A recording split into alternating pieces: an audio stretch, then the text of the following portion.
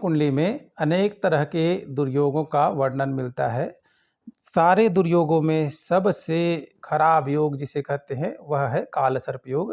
काल सर्प योग में दो शब्द आते हैं, काल और सर्प। काल का अर्थ होता है मृत्यु और सर्प भी मृत्यु का ही प्रतीक है। शास्त्रों के अनुसार 12 प्रकार के काल सर्प योगों का उल्लेख है। अनंत काल सर्प योग, वासुकी काल सर्प योग, पद्म काल सर्प योग, तक्षक, शंखनाद, विषाक्त, करकोटक, कुलिक, महापद्म, शेषनाग, शंखपाल और पातक काल सर्प योग। ये 12 प्रकार के काल सर्प योग जन्म कुंडली में देखने मिलते हैं। ये काल सर्प योग के नाम भी नाग देवता के नाम से ही लिया गया है। ये जो 12 नाम मैंने जिक्र किया, ये सब भगवान नागदेव के ही नाम हैं। अब काल सर्प योग की सृष्टि कैसी होती है? जब राहु देवता और केतु देव के बीच में सारे ग्रह फंस जाते हैं। उदाहरण स्वरूप जैसे लग्न में राहु विराजमान हो और सप्तम भाव में केतु विराजमान होते हैं, तो सारा ग्रह जो है सूर्य, चंद्र, मंगल, बुध, गुरु, शुक्र और शनि लग्न से लेकर के सप्तम भाव में, वो भी दूसरे तरफ द्वादश, एकादश भाव, दशम, नवम, अष्टम भाव, सप्तम भाव तक के विराजमान होंगे।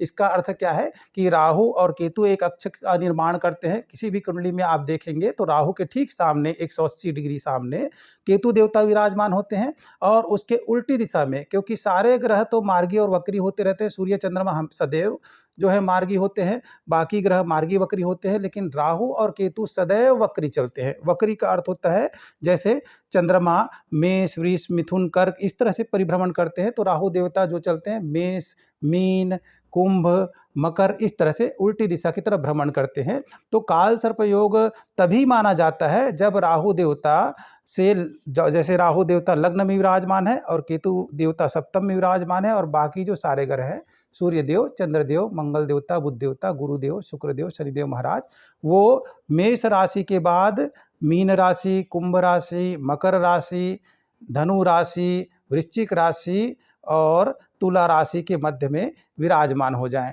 तब इसे हम काल सर्प योग कहेंगे। तो सबसे पहले जिस काल सर्प योग का शास्त्र में उल्लेख होता है उसका नाम है अनंत काल सर्प योग।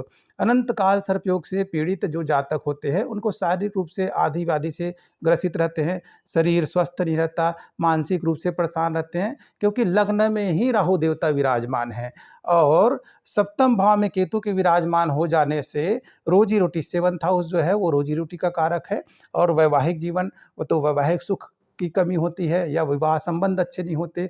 ये तो दो जो प्रभाव हैं जो कुंडली में दिखाई देते ही हैं। उसके साथ साथ यदि शुभ ग्रह जो हैं सूर्य, चंद्र, मंगल, बुध, गुरु, शुक्र, शनि, ये अगर द्वादश या अष्टम भाव में विराजमान हो जाए तो ऐसे व्यक्ति का जीवन और भी त्राही त्राही हो जाता है। मानसिक, शारीरिक, आर्थिक तीनों तरह से त्रिविध तापों से वह जातक को जीवन गुजारना पड़ता है।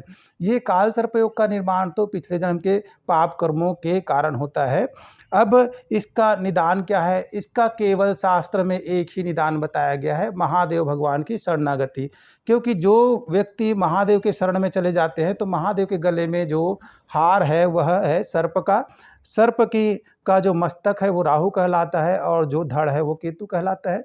जहाँ पर महादेव विराजमान हो जाते हैं वहाँ हिंसक जीव भी अपनी हिंसा वृत्ति त्याग देते हैं और सर्प देवता भी अपना विषैलापन छोड़ देते हैं। तो जो भी काल सर्पयोग से पीड़ित जातक है उन्हें घबराने की आवश्यकता नहीं है यदि वो महादेव की भक्ति करते हैं। दिन रात महादेव की स्तुति करना, प्रत्येक कार्य आरंभ करने से भगवान का स्मरण करना, ओम नमः शिवाय का चिंतन करते रहना, तो जो जातक महादेव की शरणागति में चला जाता है और उनके मंत्र का आश्रय ले लेता है, दिन रात प्रत्येक कार्य में उनका स्मरण करता है, तो उसको कालों के काल जो महाकाल है अपना आशीर्वाद प्रदान करते हैं। और जिनको महाकाल का आशीर्वाद प्रदान हो जाए उसको काल सर्प योग कभी भी पीड़ित नहीं करता।